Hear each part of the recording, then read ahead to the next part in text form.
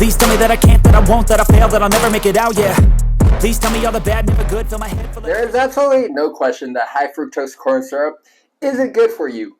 In the last 20 years, plenty of studies have demonstrated its effects on human metabolism, non-alcohol fatty liver disease, and contributions to the high obesity rate in America.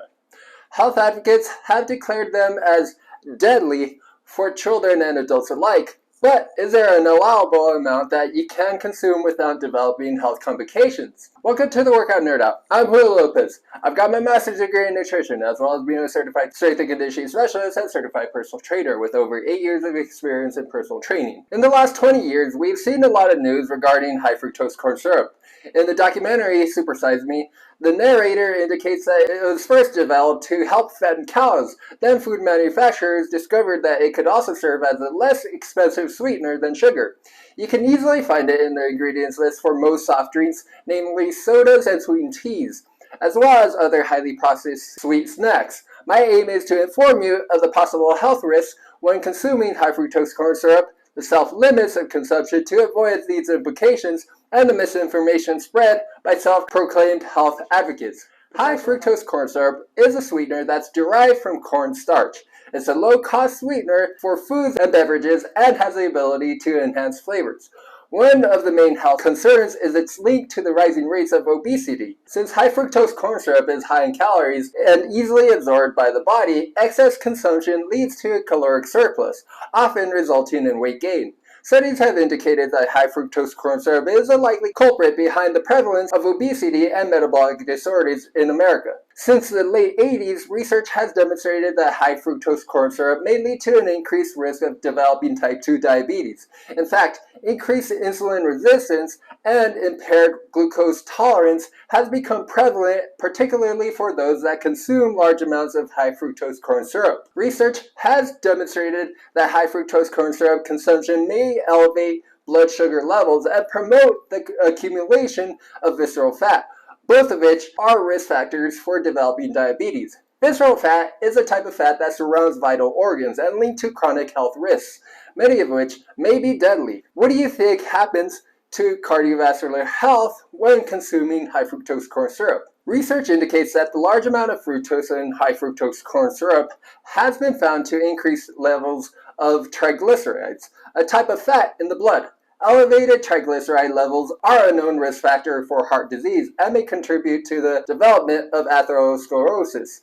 While fructose is also present in fruit, it's absorbed in a different way because fruit contains much less fructose and also contains fiber. How much high fructose corn syrup can you consume where it doesn't pose a significant health risk?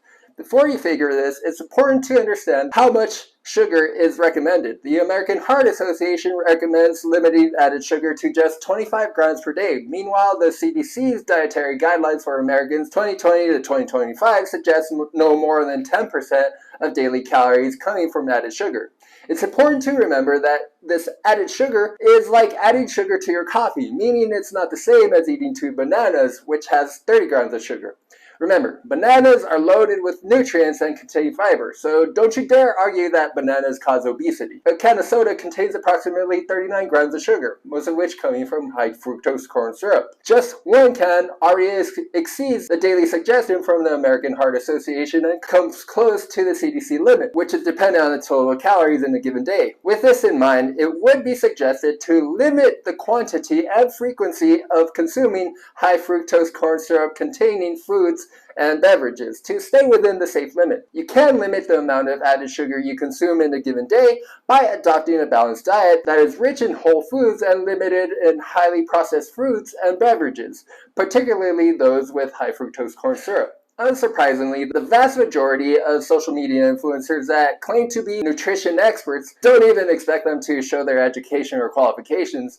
They exaggerate the dangers regarding high fructose corn syrup. For example, I saw a keto health expert holding a bottle of soda claiming that it was literally poison that you're feeding your kids and yourself by consuming anything with high fructose corn syrup.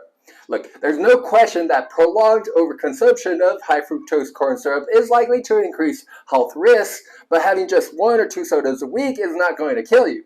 When people share such misinformation, it creates fear and confusion among individuals, thus making it more difficult to eat healthy. Is it safer to eat or drink things made with real sugar versus high fructose corn syrup? It's a common misconception that high fructose corn syrup is inherently more harmful than other forms of sweeteners. The reality is the body metabolizes both in a similar way. It's not just high fructose corn syrup consumption that leads towards potential health problems such as obesity and type 2 diabetes, but rather excessive intake that can lead to these problems. Additionally, some critics claim that high fructose corn syrup is more addictive than other sweeteners, which many believe is what leads to overconsumption. There has actually been some evidence for this, but it's really limited and not nearly enough to conclusively declare that it's more addictive, meaning that the addictive properties of high fructose corn syrup are often exaggerated. However, evolutionarily speaking, humans have long been conditioned to enjoy sweet foods and drinks, which may explain why so many types of fruits are naturally sweet. This way we can eat that fruit and dispose of the seeds so they can spread out and allow new plants to grow. In conclusion, high fructose corn syrup is most definitely not good for you. But if you can limit the consumption to adequate levels, such as no more than 25 grams per day, you're going to be completely okay, assuming that the remainder of your diet is healthy and you're exercising regularly. There's plenty of evidence linking high fructose corn syrup to obesity, diabetes, and cardiovascular issues, but this has only been demonstrated with excessive consumption, meaning that moderate intake that's within recommended limits is unlikely to cause significant harm. So that does it for today's Workout Nerd Out. Thank you so much for joining. If you have any questions, feel free to leave it in the comment section. And don't forget to hit that like and subscribe button. Until next time, I'll see you on the next Workout Nerd Out.